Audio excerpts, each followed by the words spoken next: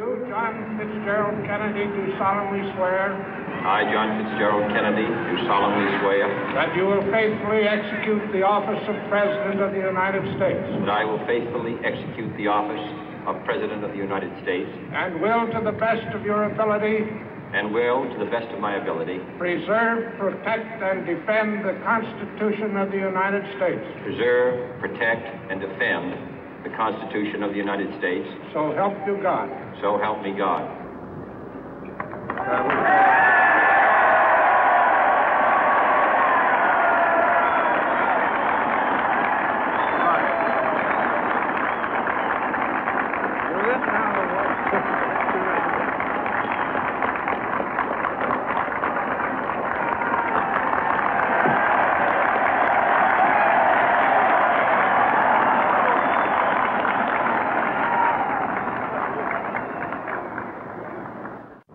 Vice President Johnson, Mr. Speaker, Mr. Chief Justice, President Eisenhower, Vice President Nixon, President Truman, Reverend clergy, fellow citizens. We observe today not a victory of party, but a celebration of freedom, symbolizing an end as well as a beginning, signifying renewal as well as change. For I have sworn before you and Almighty God the same solemn oath our forebears prescribed nearly a century and 3/4 ago. The world is very different now, for man holds in his mortal hands the power to abolish all forms of human poverty and all forms of human life. And yet the same revolutionary beliefs for which our forebears fought are still at issue around the globe. The belief that the rights of man come not from the generosity of the state, but from the hand of God. We dare not forget today that we are the heirs of that first revolution. Let the word go forth from this time and place to friend and foe alike that the torch has been passed to a new generation of Americans born in this century, tempered by war, disciplined by a hard and bitter peace, proud of our ancient heritage, and unwilling to witness or permit the slow undoing of those human rights to which this nation has always been committed and to which we are committed today at home and around the world.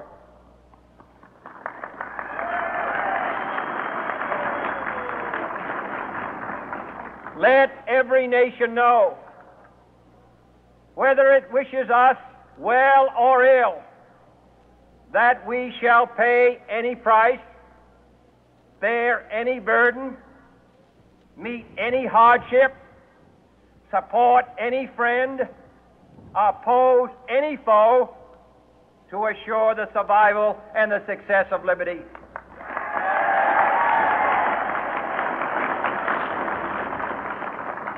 This much we pledge and more. To those old allies whose cultural and spiritual origins we share, we pledge the loyalty of faithful friends. United, there is little we cannot do in a host of cooperative ventures.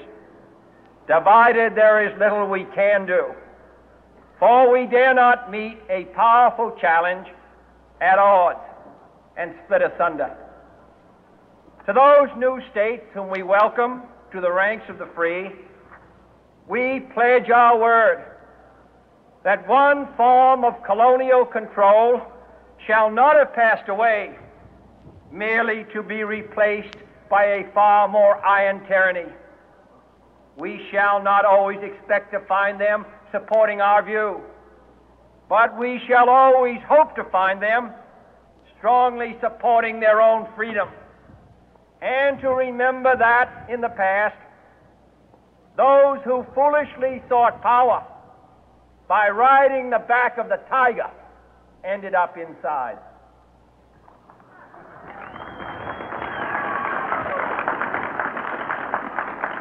To those people in the huts and villages of half the globe struggling to break the bonds of mass misery, we pledge our best efforts to help them help themselves for whatever period is required, not because the communists may be doing it, not because we seek their votes, but because it is right. If a free society cannot help the many who are poor, it cannot save the few who are rich.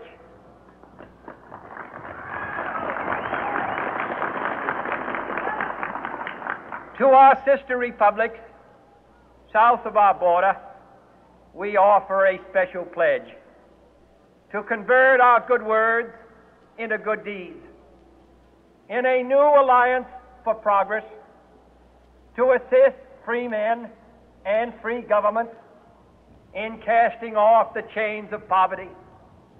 But this peaceful revolution of hope cannot become the prey of hostile powers.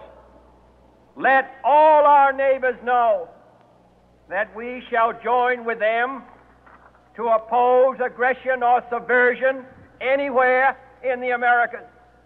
And let every other power know that this hemisphere intends to remain the master of its own house.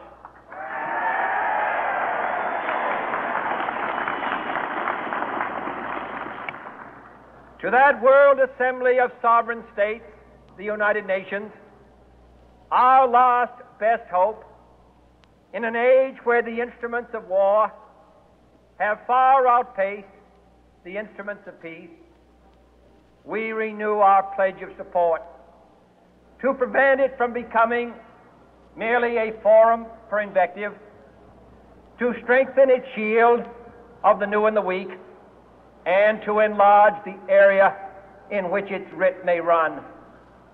Finally, to those nations who would make themselves our adversary, we offer not a pledge, but a request that both sides begin anew the quest for peace.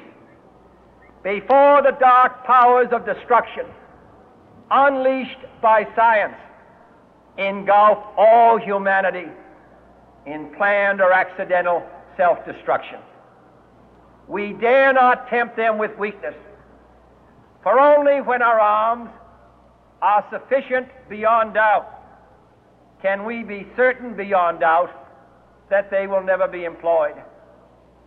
But neither can two great and powerful groups of nations take comfort from our present course, both sides overburdened by the cost of modern weapons, both rightly alarmed by the steady spread of the deadly atom, yet both racing to alter that uncertain balance of terror that stays the hand of mankind's final war. So let us begin anew, remembering on both sides that civility is not a sign of weakness, and sincerity is always subject to proof. Let us never negotiate out of fear, but let us never fear to negotiate.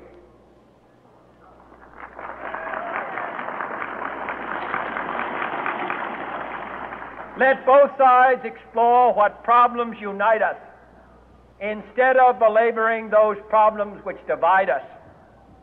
Let both sides, for the first time, formulate serious and precise proposals for the inspection and control of arms, and bring the absolute power to destroy other nations under the absolute control of all nations.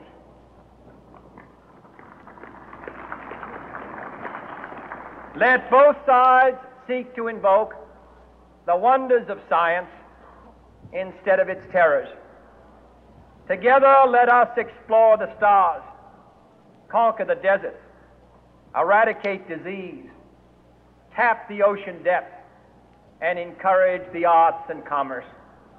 Let both sides unite to heed in all corners of the earth the command of Isaiah to undo the heavy burden and let the oppressed go free.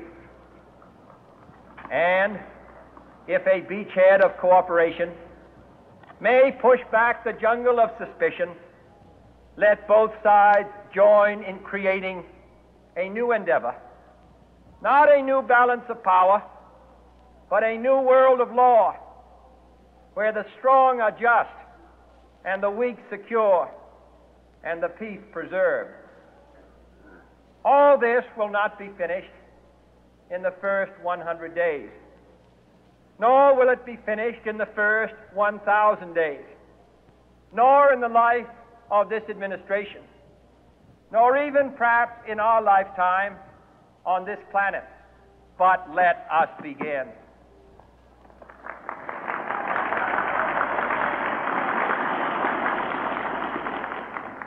In your hands, my fellow citizens, more than mine, will rest the final success or failure of our course.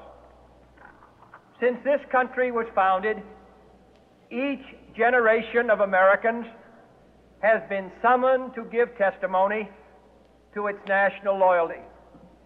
The graves of young Americans who answered the call to service surround the globe.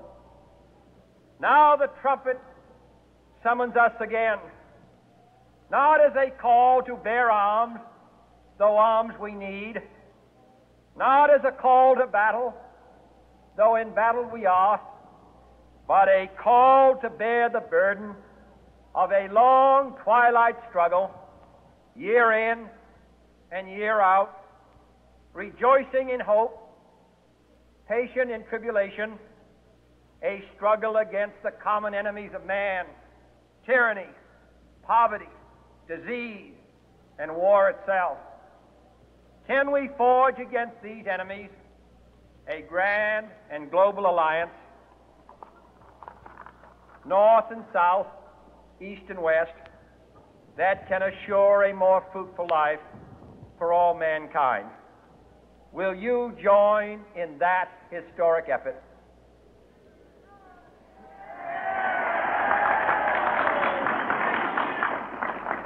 In the long history of the world, only a few generations have been granted the role of defending freedom in its hour of maximum danger.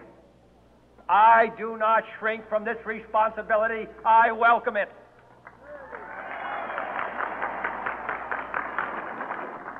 I do not believe that any of us would exchange places with any other people or any other generation. The energy, the faith, the devotion which we bring to this endeavor will light our country and all who serve it. And the glow from that fire can truly light the world. And so, my fellow Americans, ask not what your country can do for you, ask what you can do for your country.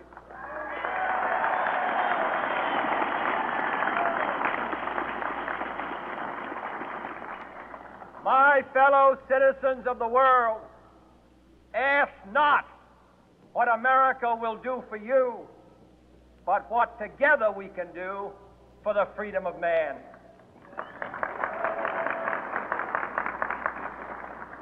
Finally, whether you are citizens of America or citizens of the world, ask of us here the same high standards of strength and sacrifice which we ask of you.